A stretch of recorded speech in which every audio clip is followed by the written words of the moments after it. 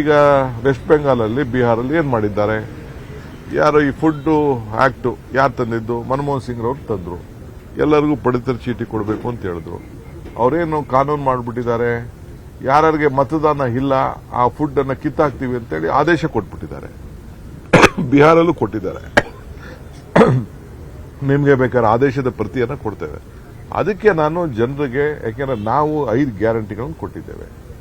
5 guarantee ಯಾಕೆ ಕೊಟ್ಟರೆ ನಾವು ಇವತ್ತು ಏನು ಹಣ ದುಬ್ಬರ ಆಗ್ತಾ ಇದೆ, ಏನು ಬೆಲೆ ಏರಿಕೆ ಏನಾಗ್ತಾ ಇದೆ, ಆದಾಯ ಏನು ಕಡಿಮೆ ಆಗ್ತಾ ಇದೆ, ಪ್ರತಿ ಹಂತದಲ್ಲೂ ಕೂಡ ಏನಾಗ್ತಾ ಇದೆ, ಇದಕ್ಕೆ ಸಹಾಯ ಆಗಬೇಕು ಅಂತೇಳಿ ನಾವು ಇಂಥ ಒಂದು ದೊಡ್ಡ ಗ್ಯಾರಂಟಿ ತೀರ್ಮಾನ ಮಾಡಿದ್ವು. ನಾವು ಮಾಡಿದ ತೀರ್ಮಾನ ಇವತ್ತು ಬಿಜೆಪಿಯವರು, ಕೇಂದ್ರ ಸರ್ಕಾರ, ಎನ್ಡಿಎ ಸರ್ಕಾರ, ಇದು ಕಾಂಗ್ರೆಸ್ ಅವರು ಮಾಡಂತ ಒಂದು ತೀರ್ಮಾನದಲ್ಲಿ ಅರ್ಥ ಇದೆ ಅಂತೇಳಿ ಅವರು ಕೂಡ ಅಳವಡಿಸಿಕೊಂಡು ಅವರೆಲ್ಲ ಎಲೆಕ್ಷನ್ ಅಲ್ಲಿ ಕೂಡ ಘೋಷಣೆ ಮಾಡಿ ಒಂದೊಂದು ತಿಂಗಳು ಮುಂಚಿತವಾಗಿ 10 ತಿಂಗಳದು ದುಡ್ಡನ್ನು ಒಂದೇ ಸತಿ 10,000, 20,000 ಎಲ್ಲ ಕೊಡುವಂತ ಕೆಲಸ ಮಾಡ್ತಾ ಇದ್ದಾರೆ. ಸೊ ನಾವು ಕರ್ನಾಟಕ ಒಂದು ಮಾಡಲ್ಲು. ಇವತ್ತು ನಾವು ಏನು ಅಡ್ವರ್ಟೈಸ್ಮೆಂಟ್ ಏನು ಕೊಟ್ಟಿದ್ದೀವಿ, ಏನು ನಾವು ಜನರಿಗೆ ಜಾಗೃತಿ ಮೂಡಿಸ್ತಾ ಇದ್ದೀವಿ, ಇದು ನನ್ನ ವೈಯಕ್ತಿಕವಾದ ವಿಚಾರ ಇಲ್ಲ. ಈ ರಾಜ್ಯದ ಒಬ್ಬ ಸರ್ಕಾರ ನಡೆಸ್ತಾ ಇರುವಂತ ಒಬ್ಬ ಮುಖ್ಯಸ್ಥನಾಗಿ ನಾನು, ಡಾಕ್ಟರ್ ಪರಮೇಶ್ವರ್, ನಮ್ಮ ಮಂತ್ರಿಗಳು, ನಮ್ಮ ಶಾಸಕರಿಗೆ ಎಲ್ಲ ಜನರಿಗೂ ಕೂಡ ನೀವು ಮತದಾನದ ಹಕ್ಕನ್ನು ಕೊಡಿಸಿ ಅಂತೇಳಿ ಫಸ್ಟ್ ಟೈಮ್ ನಾವು ಪ್ರತಿ ಒಂದು ಬೂತ್ನಲ್ಲೂ ಕೂಡ ಅವರಿಗೆ ಹೆಲ್ಪ್ ಡೆಸ್ಕ್ ನಾವು ಮಾಡ್ತಾ ಇದೀವಿ. ಇದಕ್ಕಿನ್ನ ಯಾವ ದೇಶದಲ್ಲಿ ಯಾವ ರಾಜ್ಯದಲ್ಲಿ ಮಾಡಿದ್ದಾರೆ? ಸೊ ನಾವು ಮಾಡಿರೋಂಥ ಕೆಲಸಕ್ಕೆ ಅವರು ಅಭಿನಂದನೆ ಸಲ್ಲಿಸಬೇಕು. ಇಡೀ ಚುನಾವಣಾ ಆಯೋಗ ಅಭಿನಂದಿಸಿದೆ. ಬರಲಿ, ತನಿಖೆ ಮಾಡಲಿ, ಏನ್ ಬೇಕಾದ್ರೂ ಮಾಡಲಿ. ಯಾರೋ ಹೋಗಿ BLAಗಳಂತ ನಮ್ಮ ಪ್ರತಿನಿಧಿಗಳ ವ್ಯವಸ್ಥೆಯಲ್ಲಿ, ಪ್ರಜಾಪ್ರಭುತ್ವ ವ್ಯವಸ್ಥೆಯಲ್ಲಿ, ಕಾನ್ಸ್ಟಿಟ್ಯೂಷನ್ ಅಲ್ಲಿ BLAಗಳಿಗೆ ಅಪಾಯಿಂಟ್ ಮಾಡಕ್ಕೆ ಅವಕಾಶ ಇದೆ. ಅವ್ರಿಗೆ ಕೆಲವು ಕಡೆ ಎಲ್ಲ ಹೋಗಿ ಜಾಗೃತಿ ಮೂಡಿಸ್ತಾ ಇರ್ಬೋದು. ಆ ಮೂಡಿಸೋಂಥ ಕೆಲಸ ಅವ್ರು ಮಾಡ್ತಾ ಇರ್ಬೋದು. ನಾನು ಎಲ್ಲ MLAಗಳಿಗೆ, ಡಿಫೀಟ್ ಕ್ಯಾಂಡಿಡೇಟ್ಗೆ, ನಮ್ಮ ಪಾರ್ಟಿಯವರಿಗೆಲ್ಲ ಕರೆದು ಹೇಳಿದ್ದೀನಿ, ಹುಷಾರಪ್ಪ, ನಿಮ್ಮ ಮತದ ಹಕ್ಕು, ದೊಡ್ಡ ಸಂಚು ನಡೀತಾ ಇದೆ ಬೇರೆ ರಾಜ್ಯದಲ್ಲಿ ಇರೋ ತರ, ನೀವು ಹುಷಾರಾಗಿರಿ ಅಂತ ನಾನು ಹೇಳಿದ್ದೇನೆ.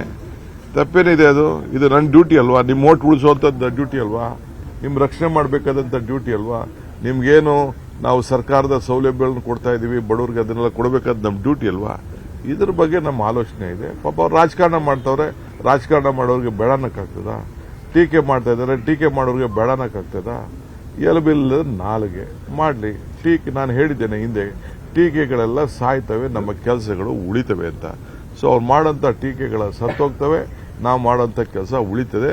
ಈ ರಾಜ್ಯದ ಮತದಾರರಿಗೆ ಎಲ್ಲರೂ ಕೂಡ ಹಕ್ಕನ್ನು ಕೊಡಬೇಕು ಅನ್ನೋದು ನಮ್ಮ ಸರ್ಕಾರದ ಏನು. ನಾವು ಇದನ್ನ ನಮ್ಮದೇ ಆದಂತಹ ವಿರೋಧ ಇದ್ರೂ ಕೂಡ ನಾವು ಇದಕ್ಕೆ ಗೌರವ ಕೊಡಬೇಕು ಅಂತೇಳಿ ಸಂವಿಧಾನದಲ್ಲಿ ರಕ್ಷಣೆಯ ಮತದಾನದ ಹಕ್ಕನ್ನ ಪ್ರತಿಯೊಬ್ಬರಿಗೂ ಕೂಡ ಮಾಡ್ತಾ ಇದೀವಿ. ಆ ಡ್ಯೂಟಿ ನಾವು ಮಾಡ್ತೀವಿ.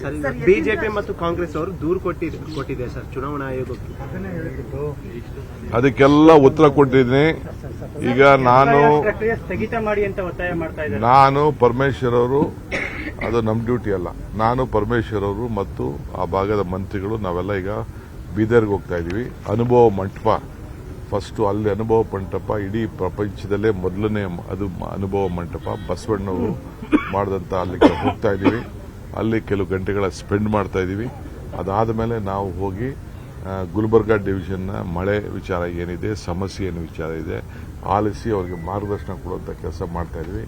ಈಗೇನೋ ಸ್ವಲ್ಪ ಈ ತುಂಗಭದ್ರಾಗೆ ಮತ್ತು ಆಲ್ಮಟ್ಟಿಗೆ ಸ್ವಲ್ಪ ಒಳಹರಿವು ಬರ್ತಾ ಇದೆ. ಅದನ್ನು ಕೂಡ ನಾನು ಗಮನಿಸಿದ್ದೇನೆ. ಅದು ಕೂಡ ಅಲ್ಲಿ ರಿವ್ಯೂ ಮಾಡ್ತೇನೆ. ಮಾಡಿ ಏನು, ಯಾಕೆಂದ್ರೆ ಕೆರೆಗಳಿಗೆ ಕುಡಿಯೋ ನೀರಿಗೆ ಬಹಳ ಫಸ್ಟ್ ಪ್ರಯಾರಿಟಿ ಕೊಡಬೇಕು. ಆ ಕೆಲಸದ ಬಗ್ಗೆ ನಾನು ಏನು ಹೇಳಬೇಕು ಖಂಡಿತ ನಾವೆಲ್ಲ ಸೇರಿ ಮಾಡ್ತೀವಿ.